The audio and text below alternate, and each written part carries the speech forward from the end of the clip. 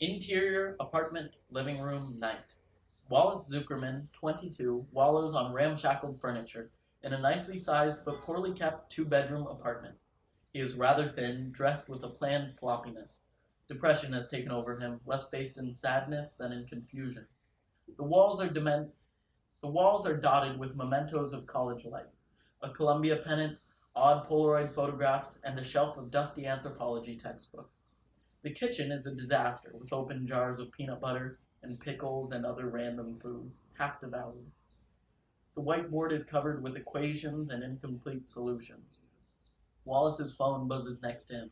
He flips it over, quickly reads, then it rings. He answers. Exterior subway entrance night.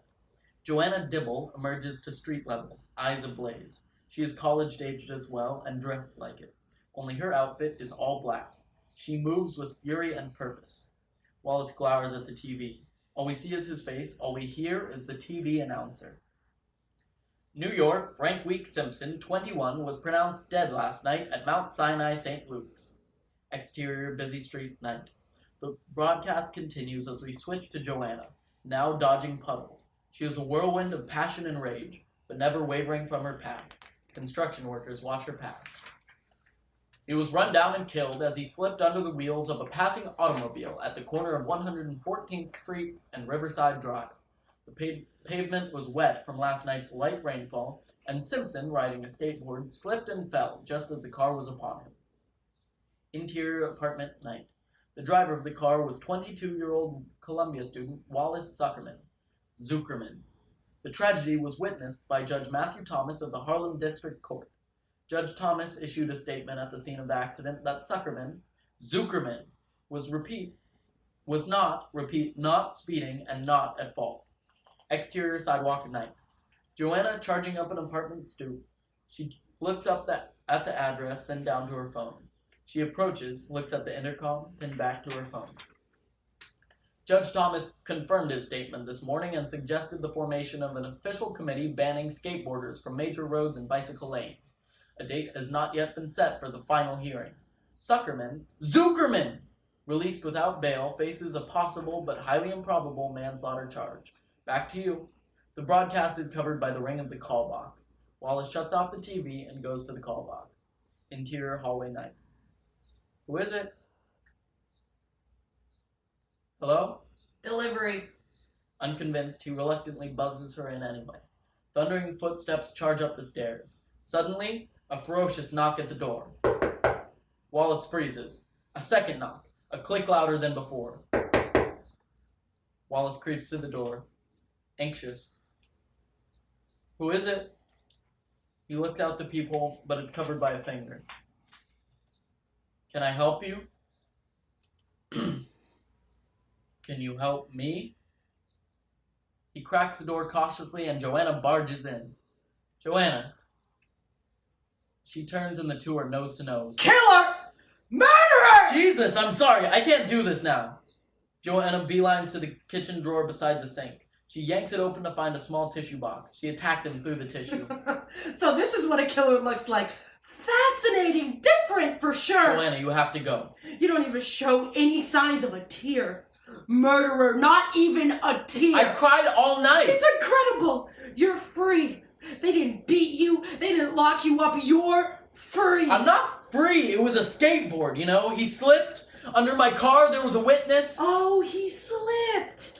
And that excuses you? That leaves you a free man to go and butcher another person's soulmate? I'm not some serial... Tell me something, Zuckerman. Jesus Christ. You're the most disrespectful piece Yeah, okay. I'm sorry. What were you... Tell me something, assassin. What sets me free? Huh? Butcher? Nothing. You were never arrested. Yes, I was. What? How? You took me away and put me here. I didn't ask you to come. Not here, demon, in this not literal... Metaphorical? Yeah, this metaphorical hellhole, and Frank gets to live it up in paradise. Like it's some party. With all the women up there. You think he's cheating in heaven? I mean, till death do us part. No, people don't have sex in heaven. Really? Say that now, but when you die and see all the pretty girls up in heaven. If I die. They could cure aging by then. I don't get you. You don't live on Earth, but in some computer version of reality. Sounds better than this. Because here, you're a murderer. And you're a widow, and Frank's just lucky he died. You can't say that! You did with all your heaven and hell bullshit! You can't kill someone and call them lucky! Joanna pulls a kitchen knife from her purse. Whoa. I should kill you right now. So if anyone loves you, they know. If anybody loves you, Hangman. Joanna, stop. What if your fiancé died? Put it down. No vows. No promises. There's no cake at funerals. Joanna, please! He was going to be a dad. Nobody knows that. Oh, God. Hey, stop that! Sorry. You know, you could just take a pill. You wouldn't have to tell anyone. Murderer! Joanna pounces at Wallace, following the blade. Wallace dodges. She swings again, and Wallace catches her wrist. The struggle is passionate, if unimpressive. Eventually, Wallace catches Joanna's eyes, and she lets go. He pulls the knife away and shoves Joanna to the floor. How symbolic. How symbolic. Wallace puts the knife away in the kitchen. Go! Run me over! Take me to Frankie. Make sure to get a witness! They took it away. What? My car, so I couldn't run you over if I wanted to. But you do, don't you? What happened to live forever? You want to kill me, killer! I'd rather kill myself, but we don't really give each other the choice. I'm saying... You don't ever want to die. No.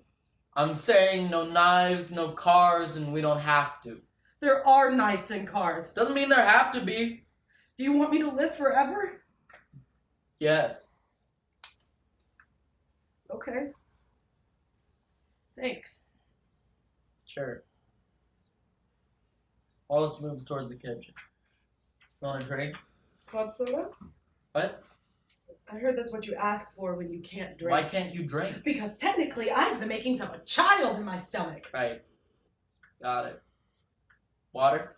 And do I seem like I should be drinking right now? Okay. Water? Yeah, water works.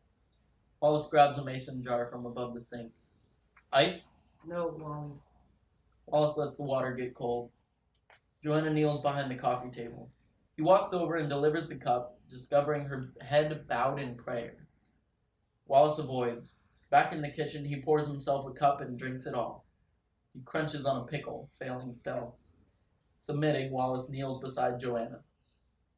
As his eyes close, everything fades to black, but not quite. A grainy reddish black, like back of eyelids. Interior back of eyelids night. Breath like broad brushstrokes painted on silence. Joanna hums, building her nerve and hunting for words. A deep breath, then... God. Sorry it's been so long. I know I only do this when things are great or awful, but it's hard. This is really, really hard. I don't know what's going on, and everything seems like quiet, like I'm alone. I'm in a dark tunnel with no reception and no way to reach you. I hope you get this message. Wallace scoots closer to Joanna.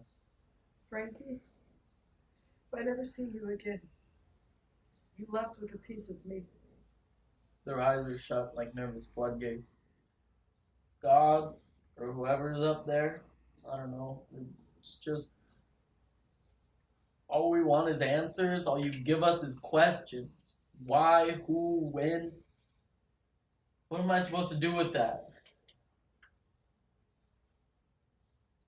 God. Tell Frank I'm sorry.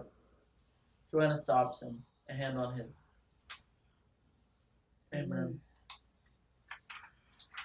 Joanna opens her eyes. She looks ahead, then at Wallace.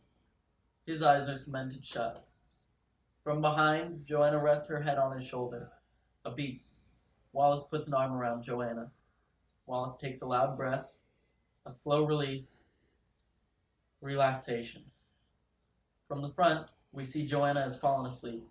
Wallace notices and delicately lays her down. He gets up, puts a couch pillow under her head. He grabs a blanket and throws it beside her. He tucks her in. Wallace leans over Joanna to place the pickle jar beside her. She sneaks a subtle kiss on his cheek. He reacts with a kiss on her forehead. Wallace cuddles Joanna. Joanna cuddles the pickle jar. Fade to black.